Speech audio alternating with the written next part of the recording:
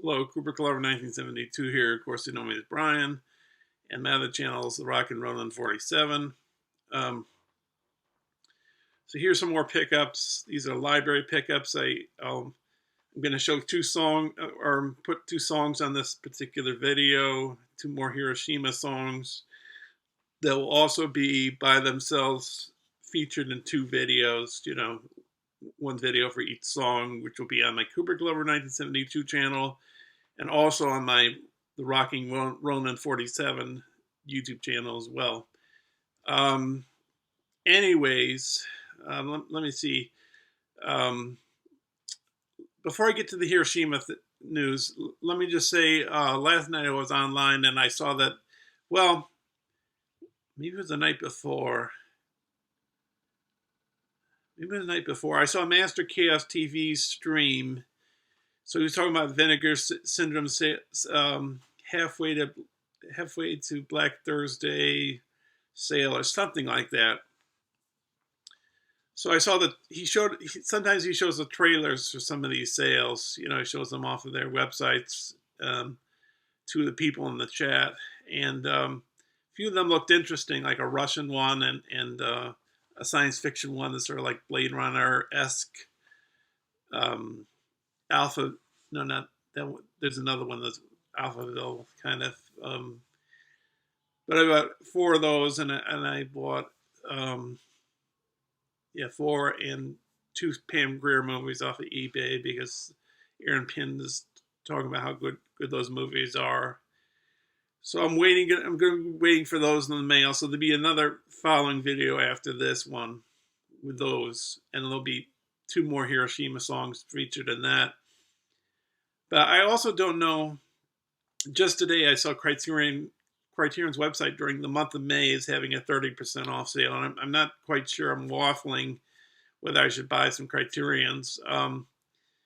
But because I have a $50 gift certificate to Criterion's website, so we'll see. Excuse me. Anyways, so let me just take care of business here before the video takes off. So this is Tuesday. I'm recording this on a Tuesday, May the 3rd, and it's 6:10 in the evening. And there's a video of mine premiering tonight on my channel at 10 p.m., which is my Arrow pickups and 2 Hiroshima songs that are already on my my Kubrick Lover 1972 YouTube channel, the Rocking Ronin 47 YouTube channel. They're already on there. And it seems weird. I don't get it. Maybe I did a mistake or made a mistake or something, but it seems it's not acknowledging on my channel that it's going to premiere at 10. There's no notice of it. There's no pictures showing my what's coming up. So I have no idea what's going on there. Because when I put up my Congo review, I put that as a premiere as well. And I think even like a few days before that, there was a notice on my channel. Like if you clicked on it, there was a page where you could wait for the premiere to start. So I don't know if I hit something or I did something wrong in the settings. I'm not quite sure. So, but when I think this video you're watching right now, I'm going to put on probably Thursday. I might have said what I just said later on in this particular video that you're going to watch now, because after the song, when I show you my library pickups for this video,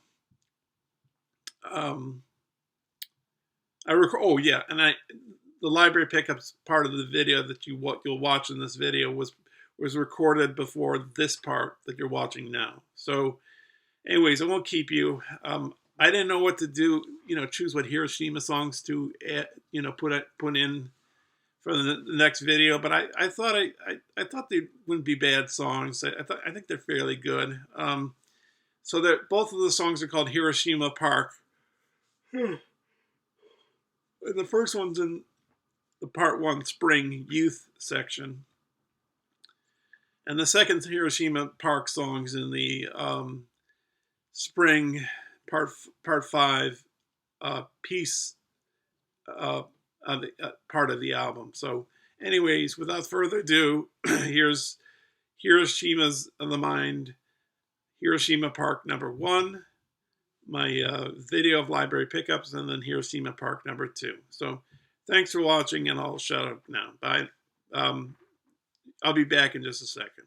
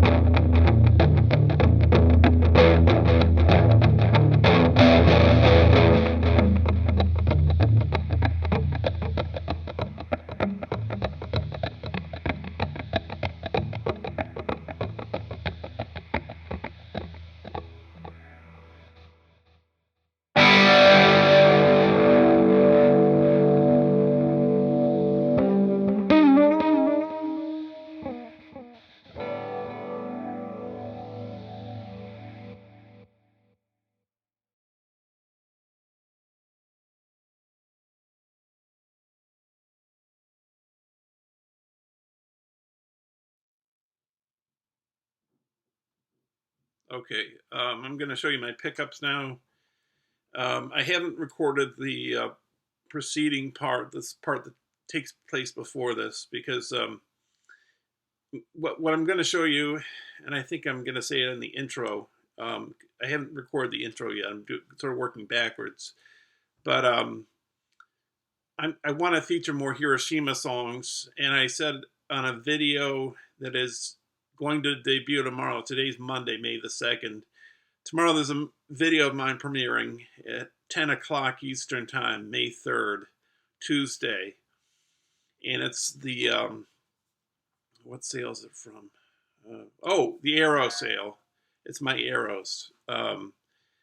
So I'm showing my Arrows on that, and I featured two Hiroshima songs from the Hiroshima the Mind album, which are already, those songs are already on my KUBRICK Lover 1972 channel and on the Rocking Ronin 47 music channel. So those are already out before this coming Tuesday, tomorrow. So anyways, this particular video, I think I'm going to try and put it on Thursday, which would be, let me see, the 5th? Yes. Maybe around 10 o'clock the same time, because there's like other streams that conflict at those at other days that I don't want to have conflict with. Like there's this guy I watch Mondays and Fridays, Call to Dusty. He's on from 9 p.m. to 11 p.m. And on Wednesdays I watch Fender Play it starts at 8 o'clock and then it ends around 8:30. Sometimes it goes 10 minutes after or 5 minutes after, whatever. And I watch Japanese language class at 11 p.m., which is 12 noon time, Tokyo time, the next day, which is Thursday, Tokyo time.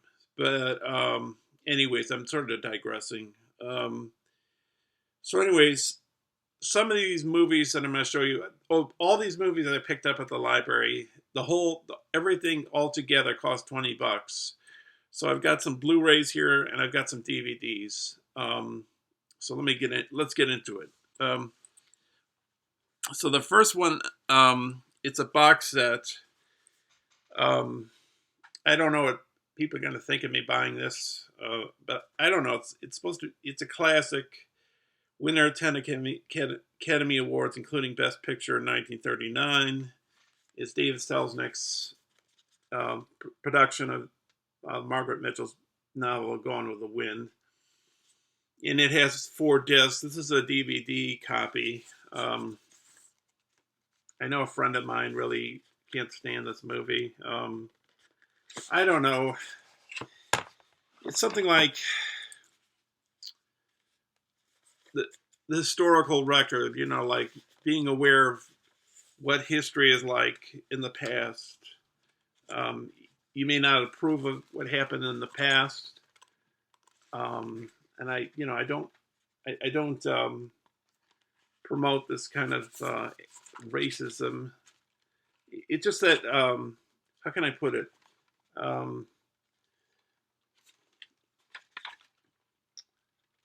It's just one of those films that has a history behind it. Bad history, good history. I don't know.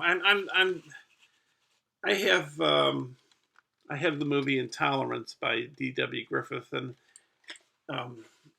that movie's like 4 stories. It's a kino. It's a silent film.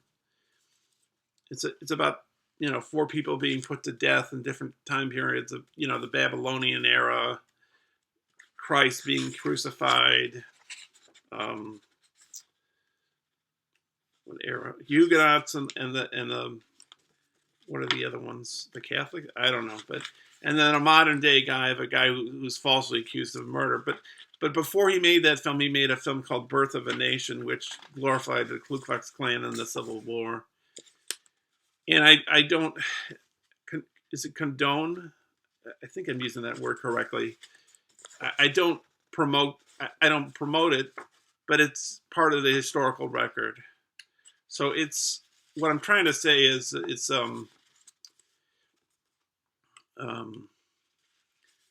it's something you can't ignore because it's part of history. It doesn't mean you like it. It's it just you're aware of it, and by being aware of it, you can change change your opinion of it that way. I think if I'm saying it, because just to totally ignore it would be how to put it, saying that racism never existed. That's what I mean. Yes. So that's why. So it's considered a classic, Gone with the Wind. I know it has this racist history to it and everything, and I know it's a racist movie.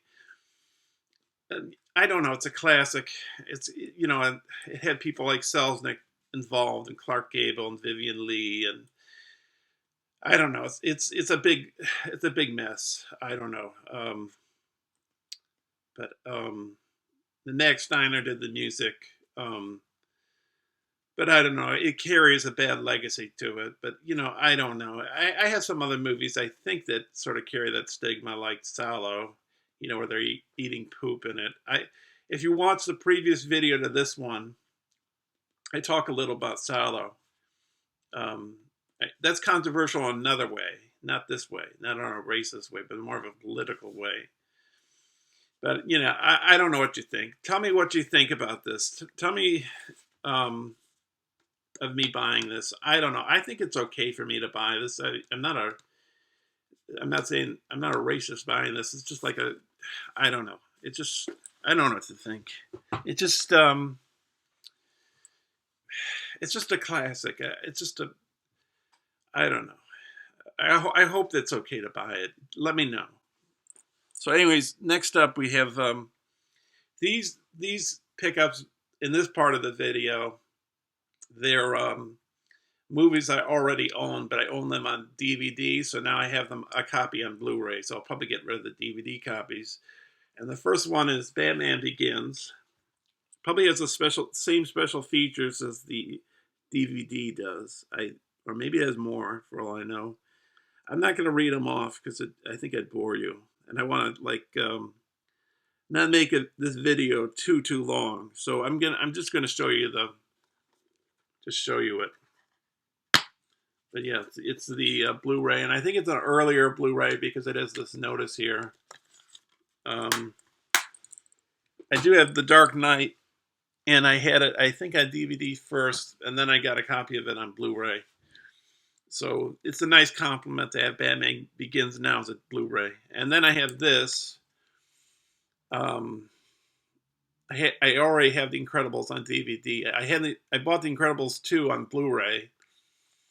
My friend Sasha, he wanted the American Incredibles 2 discs, and he didn't want the UK Incredibles 2 discs, so he sent the Incredibles 2 discs to me, and I sent him in the mail an Incredibles 2 American discs that were mine, and right now we're having a problem. I sent a package. This is the only time I've sent a package to Sasha where he's been waiting and waiting. He's been waiting over a month because there was a Criterion flash sale, and so he wanted some Criterions. So I got those for him. I got the Incredibles 2 discs of mine to give him.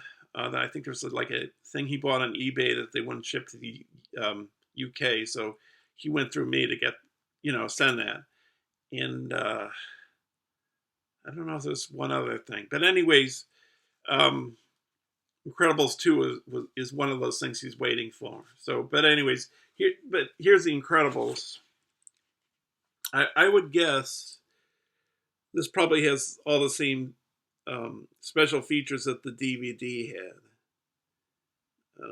Maybe it has more. I don't know. But anyways, and it has a digital copy of the film. So, I don't really have to say much here. It's just,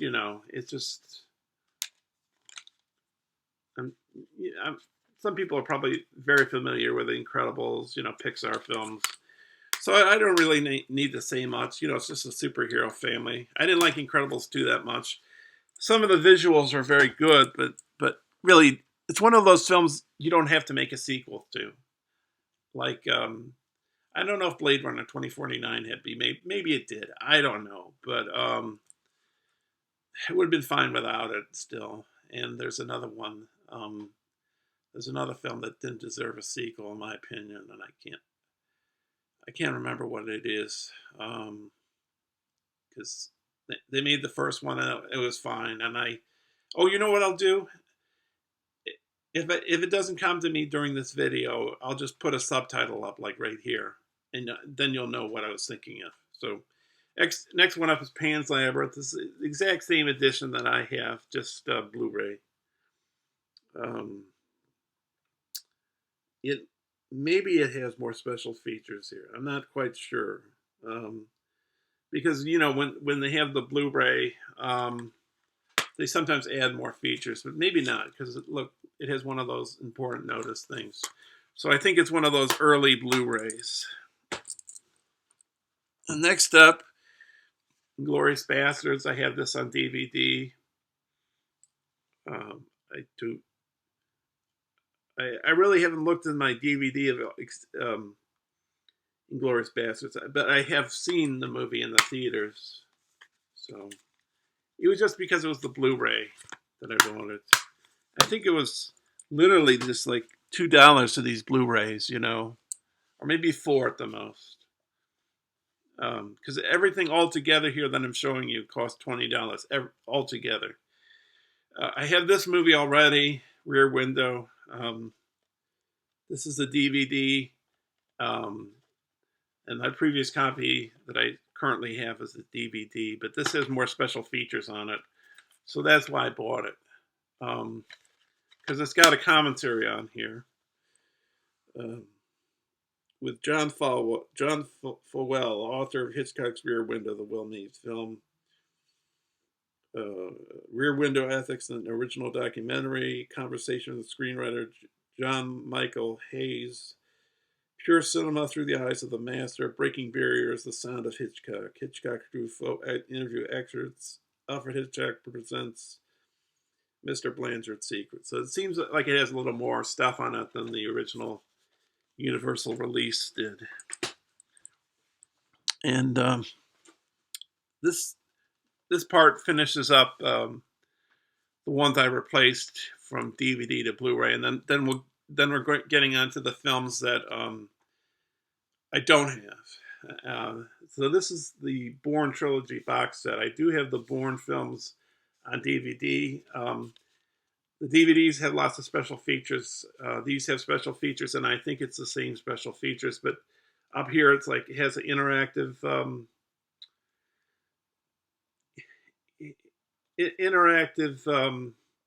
features. Like when you actually watch a movie, you can like see how they're making it or whatever as you're watching it, or sort of. I think it's sort of the case of like Terminator 2, because like an icon comes on, you press it, and they show you how they shot that scene. They do that with THX 1138 too, or they just talk about the sound design with Walter Murch, but something along those lines. So that's the Bourne trilogy. And now we're getting into the movies that I don't have. This is a Criterion. This is called The Furies. I think it's Anthony Mann. Yes, Anthony Mann, who I believe directed the first 5 or 6 minutes of Spartacus before he was fired by Kirk Douglas and Stanley Kubrick was hired. But this is the audio commentary with film historian Jim Kitsis, who wrote Horizons West movies. Action Speaks Louder Than Words, a 1967 television interview with director Anthony Mann. A rare 1931 on-camera interview with Walter Huston, made for the movie theater series Intimate Interviews. New video interview with Nina Mann, director of Anthony Mann. So, trailer and a booklet. I'll open this up for you. Some of this stuff was still in the plastic wrap when I got it. Like, so yeah.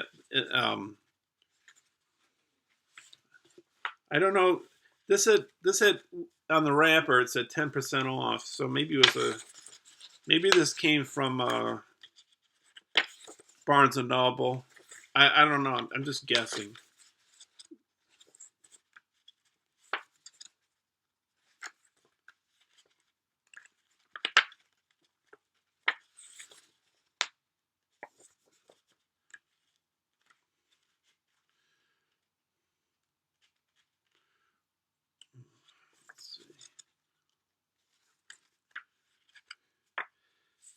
I guess I like some westerns, but maybe some westerns kind of bore me. I don't. Westerns are not totally my cup of tea. I don't know. I guess I like some westerns. Well, no, I don't guess. I mean, I love some westerns like Good, Bad, and the Ugly for a few dollars more. Ducky Sucker is really good because I like the sort of tragicness to Ducky Sucker. And The Great Silence is a good one. There's some good westerns, but some of them kind of maybe a little bit boring to me. I don't know. Maybe I'll change my opinion. Maybe some of the John Wayne ones are a little bit boring, like the Sons of Katie Elder, for example. But then there are ones that are pretty interesting, like Pale Rider. That's a good one. I don't know. You really have to do it by a case by case basis. Look at this thick book here. Maybe it's a novel. Yes, it is a novel by Niven Bush. So who knows when I'll read the novel. Another Criterion that has a novel that comes with it is an out-of-print Criterion that I bought out of print off of eBay. Off of eBay. The Man Who Fell to Earth with David Bowie. And it's, who directed that? Nicholas Roeg, I believe, directed that. Okay, so now Vincent Price in The Fall of the House of Usher. Midnight Movies. Audio commentary with Roger Corman. That's funny because I watched a little bit of Joe Bob last night, because I hadn't watched him in a while off of Shudder, so I thought maybe I get back in the swing of things and try to get up to speed on Joe Bob's show. So a while back I watched the first part of one of his shows that he did with Roger Corman movies, and so I watched the first one a while back, which was Little Shop of Horrors, which I think Corman directed, and then one I'm working on now. I didn't finish it last night, but I think I'll try and finish it tonight, Humanoids from the Deep. So I don't know who directed this one. That's Les Bagdad. That's the composer. Oh, produced and directed by Roger Corman. This should be interesting. And the screenplay is by Richard Matheson, who wrote a lot of Twilight Zone episodes and wrote I Am Legend. That was adapted 3 times. I Am Legend with Will Smith, and then previous to that, The Omega Man with Charlton Heston, and previous to that, one with Vincent Price. That's the original. That's the first one. I can't remember what it's called. Put down in the comments what it is. If I remember, I'll put the comment right here. But I can't remember off the top of my head. Okay, so now next one is old Hollywood films. Edward G. Robinson, Burt Lancaster, All My Sons, in a Chester Erskine production. I don't really know anything about this, but I like Burt Lancaster, so I think probably it's a good movie. But I'd have to see by watching it. So we'll see. This one I bought because it's an Asian film. Just the title sounded interesting. Red Cherry. I think it's Chinese. It's a Fox Lorber. It's a Fox Lorber DVD. I think it's a DVD. Yes, it's the DVD. I think it's China.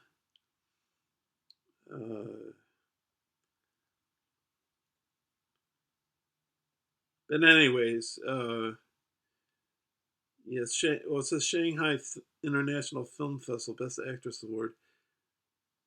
Oh yeah, it's in Mandarin. So yeah, it's Chinese. So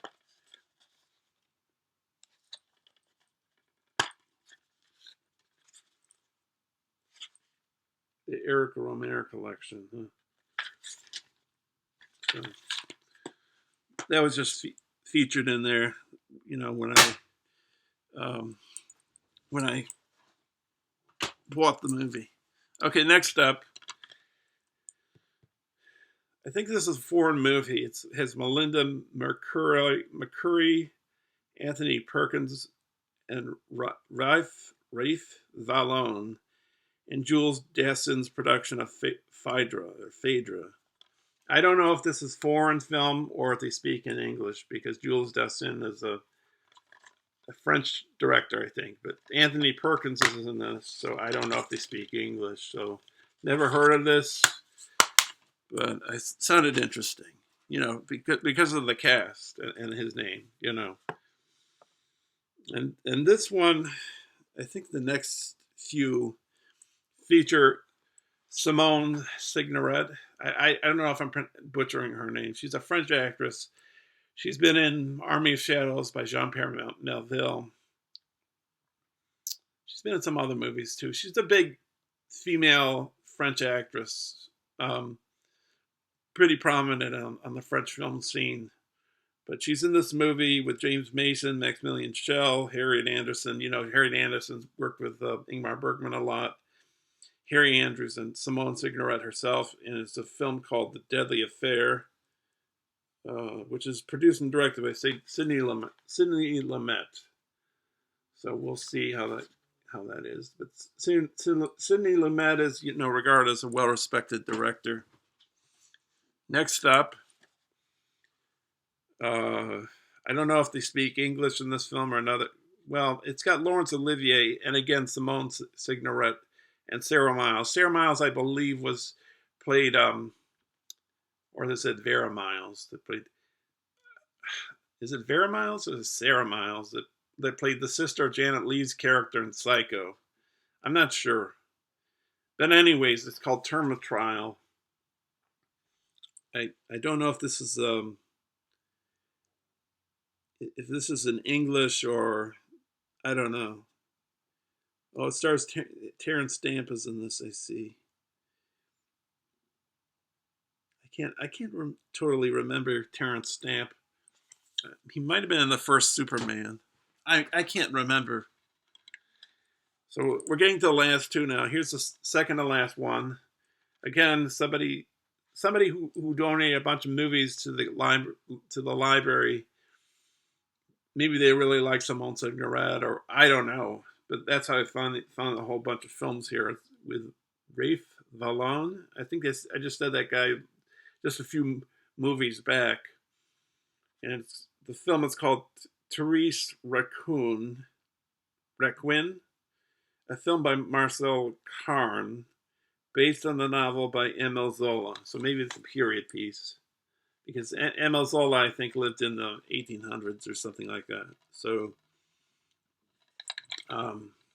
but yeah, it has Simone Signoret in it. I don't know if I'm butchering her name. And then it's got this Kino thing here. Some of these were in the plastic wrap. I don't know if I said that already. But this has the Kino catalog in it. You know, so.